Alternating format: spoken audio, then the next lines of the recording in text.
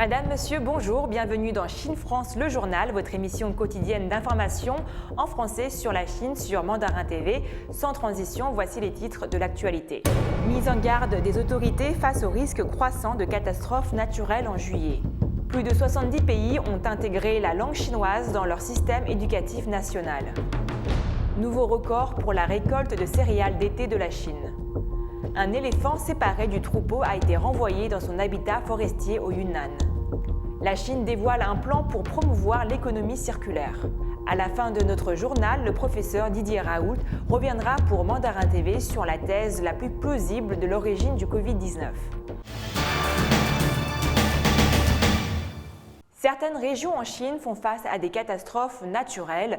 Les autorités chinoises ont émis une alerte pour le mois de juillet. Les autorités chinoises ont émis une mise en garde mercredi face au risque croissant de catastrophes naturelles en juillet, alors que les principaux bassins fluviaux du pays entrent dans la saison des crues. Ce mois-ci, des inondations pourraient se produire dans certains des principaux cours d'eau du pays, dont le Yangtze et les fleuves jaunes Huaihe et Heilongjiang, ainsi que leurs affluents et les plans d'eau voisins, selon la Commission nationale pour la réduction des catastrophes et le ministère de la gestion des urgences. De forts phénomènes météorologiques convectifs, tels que des vents violents, de la grêle et des tornades, devraient également frapper une grande partie de la Chine ce mois-ci. Les fortes précipitations dans les zones de collines augmentent les risques de catastrophes géologiques, ont averti les autorités, exhortant certaines régions du sud et du sud-ouest de la Chine à se préparer à de tels événements. Le China Railway numéro 5 a achevé la construction du pont avec la dernière poutre en T profilée cimentée le 5 juillet. La construction du pont de Fontong de 7528 mètres de long avait débuté en juillet dernier. Plus de 70 pays ont intégré la langue chinoise dans leur système éducatif national. Selon le porte-parole du ministère chinois des Affaires étrangères, les échanges culturels et la compréhension mutuelle entre les peuples en sont des bénéfices. Le porte-parole du ministère des Affaires étrangères, Wang Wenbin, a répondu à une question sur la célébration de la Journée de la Chine des Nations Unies lors d'une conférence de presse régulière le 7 juillet. Il a affirmé que l'utilisation de la langue chinoise garantit depuis longtemps le développement efficace du travail des Nations Unies et favorise également les échanges culturels et la compréhension mutuelle entre le peuple chinois et ceux d'autres pays. À la fin de 2020, plus de 180 pays et régions du monde proposaient l'enseignement du chinois et plus de 70 pays l'avaient intégré dans leurs systèmes éducatifs nationaux. Plus de 20 millions de personnes apprennent le chinois à l'étranger. Au total, presque 200 millions de personnes apprennent et utilisent le chinois dans le monde. Le porte-parole a ajouté que de plus en plus de journalistes étrangers posent des questions en chinois lors des conférences de presse régulières du ministère des Affaires étrangères. La Chine a battu un nouveau record pour la récolte de céréales d'été. Toutes les explications dans ce sujet. Selon une information du ministère chinois de l'Agriculture et des Affaires rurales, la Chine connaît une bonne récolte de céréales d'été cette année avec un nouveau record de production totale. Ces résultats concernent les céréales d'été. Il s'agit de la première partie de la production céréalière de l'année entière. Elle jette des bases solides pour maintenir la production céréalière annuelle au-dessus de 650 millions de tonnes. C'est ce qu'a déclaré Tang Renjian, directeur du bureau du groupe dirigeant central pour les affaires rurales et ministre de l'Agriculture et des Affaires rurales. Deux facteurs peuvent être attribués à cette récolte exceptionnelle. D'une part, la Chine a publié une série de mesures de soutien visant à susciter efficacement l'enthousiasme des agriculteurs pour la culture des céréales. Par ailleurs, la superficie des céréales d'été a augmenté de plus de 200 000 hectares à 22 333 000 hectares, inversant la tendance à la baisse pendant 4 années consécutives. D'autre part, diverses localités ont accéléré la construction de terres agricoles de qualité, rationnellement alloué des engrais et de l'eau et renforcé l'encadrement technique. On continue avec les aventures de la troupe d'éléphants errants. L'un d'eux a été capturé et renvoyé dans sa réserve naturelle mercredi. Un éléphant mâle qui s'est séparé du troupeau d'éléphants errants a été capturé et renvoyé dans son habitat forestier mercredi dans la province du Yunnan, dans le sud-ouest de la Chine. Le département chargé de surveiller la migration du troupeau de la ville de Yuxi a mis en œuvre des mesures d'urgence pour la capture et le transfert de l'éléphant tôt mercredi matin afin d'éviter que cet animal égaré ne pénètre dans des zones densément peuplées. À 15h, l'éléphant a été transféré dans son habitat, à savoir une réserve naturelle dans la province du Yunnan. L'animal est en bonne santé. Le troupeau de 15 éléphants d'Asie sauvage errant a parcouru environ 500 km vers le nord depuis son habitat forestier dans la préfecture autonome d'Hei dans le Yunnan, avant d'arriver à Kunming, la capitale provinciale, le 2 juin. L'éléphant mâle s'est éloigné du troupeau le 6 juin et s'est déplacé dans les villes de Kunming, d'Anning et de Yuxi, couvrant une zone d'activité de 140 km² et traversant une distance de 190 km. Il était principalement nourri par les habitants de la région ou cherchait de la nourriture dans les villages. L'animal se trouvait à 72 km de son troupeau dans la zone forestière du district de Hongta à Yuxi lorsqu'il a été capturé et transféré dans son habitat. Selon les experts, il est difficile pour l'éléphant égaré de regagner son troupeau ou son habitat par ses propres moyens. La Chine a dévoilé un plan pour promouvoir l'économie circulaire. L'économie circulaire consiste à produire des biens et des services de manière durable en limitant la consommation et le gaspillage des ressources et la production des déchets. La Chine a dévoilé mercredi un plan pour promouvoir l'économie circulaire pour les 5 prochaines années. Ce plan vise à établir fondamentalement un système de recyclage des ressources dans le pays d'ici 2025, dans le cadre des efforts pour atteindre les objectifs du pic d'émissions carbone et de neutralité carbone. Le plan, publié par la Commission nationale du développement et de la réforme, stipule que la consommation d'énergie et d'eau par unité du PIB de la Chine sera respectivement réduite d'environ 13,5% et 16% d'ici 2025 par rapport au niveau de 2020. L'efficacité de l'utilisation des ressources sera considérablement améliorée d'ici 2025, l'économie circulaire jouant un plus grand rôle pour assurer la garantie des ressources, selon le document. D'après le plan, les quantités de déchets de papier et d'acier utilisés atteindront respectivement 60 millions de tonnes et 320 millions de tonnes d'ici 2025, et la valeur de la production industrielle de l'industrie du recyclage des ressources atteindra 5 000 milliards de yuans, soit environ 771,6 milliards de dollars. Le plan décrit également les principaux projets et tâches pour le développement de l'économie circulaire au cours des 5 prochaines années, notamment les innovations dans les technologies et équipements clés,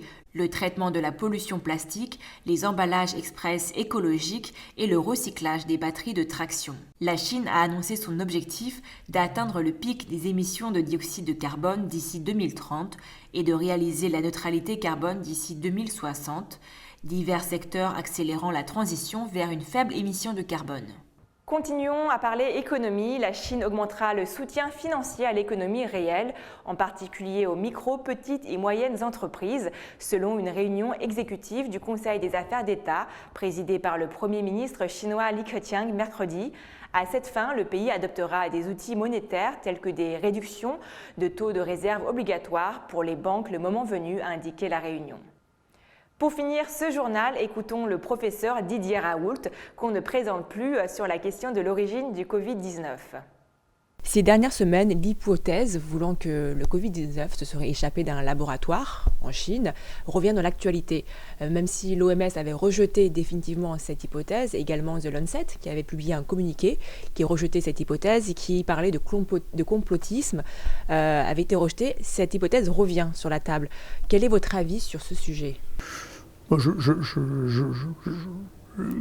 dis j'ai perdu beaucoup de confiance et dans le Lancet et dans l'OMS compte tenu des déclarations tout à fait institutionnelles qu'ils ont fait sur des sujets où ils se sont totalement trompés. Donc l'opinion du Lancet et de l'OMS m'intéresse guère. Maintenant, l'analyse scientifique de ça ne paraît pas très raisonnable parce que, si vous voulez, ce que les gens qui transfèrent cette manière de voir les choses ne se rendent pas compte du degré de variabilité des coronavirus. Donc les coronavirus ont une variabilité considérable. Il y a plein de coronavirus. Vous savez qu'il y avait déjà 4 coronavirus endémiques qui sont partout, hein, que l'on a tous les hivers, qui infectent ceux-là plutôt les enfants. Et puis il y a le premier SARS, et puis il y a eu le MERS Corona, et puis il y a eu le deuxième SARS. il y a une immense variabilité de ces virus qui est due à leur composition. C'est un peu compliqué à expliquer pourquoi, mais c'était tout à fait prévisible qu'on ait des variants. Et il y a des très grands réservoirs animaux. D'une part, les chauves-souris sont pleines de coronavirus. Les chauves-souris vivent... Et donc, ce qui facilite la promotion de nouveaux variants, qui éventuellement sont transmissibles à l'homme, c'est qu'il puisse se développer des épidémies chez les animaux. Ce que nous, on appelle des épizooties, c'est-à-dire des épidémies d'animaux. Et les mammifères sauvages qui représentent le plus grand danger d'épidémie sont les chauves-souris, parce que les chauves-souris peuvent vivre à 1 million dans une grotte et se frottent toutes les unes les autres, et donc la transmissibilité est incroyable.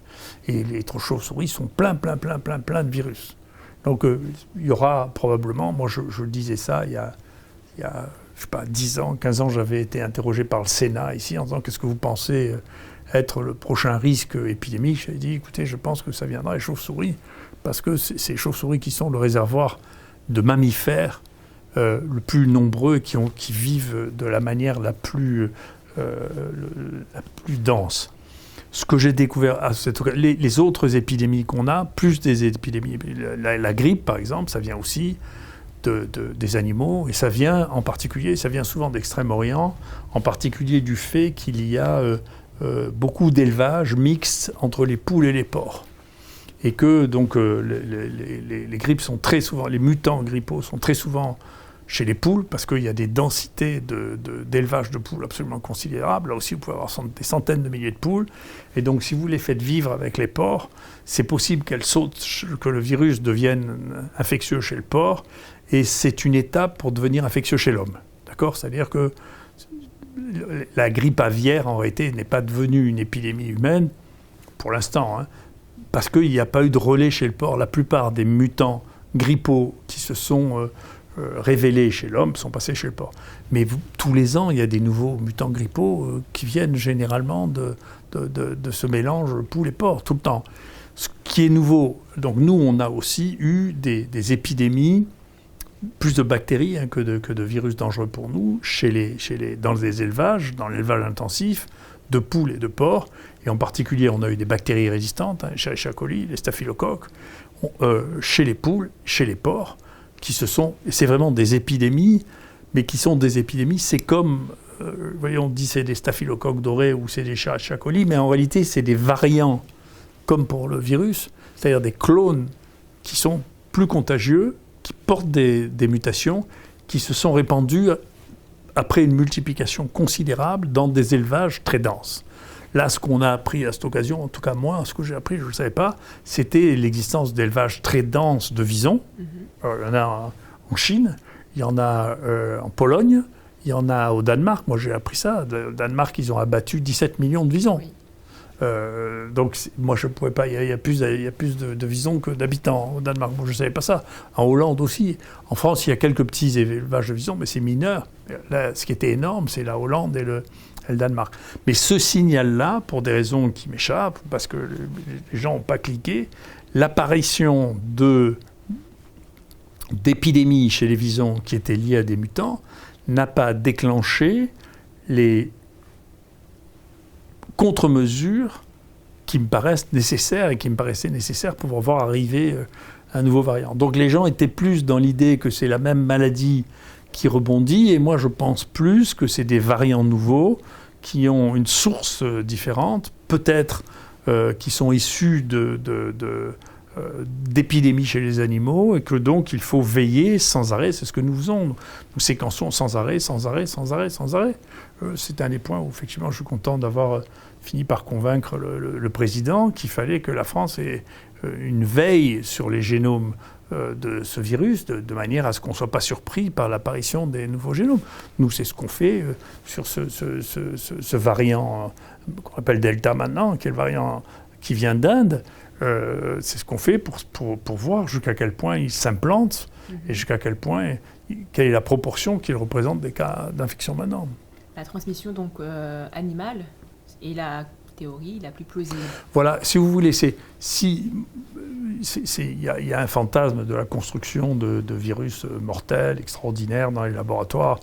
Depuis les histoires de bioterrorisme, pour l'instant, ce qui s'est passé sur le bioterrorisme, c'est juste du charbon. Hein, et c'est des accidents de laboratoire militaires en Russie ou aux États-Unis. Pour l'instant, on n'a rien vu d'autre. Hein.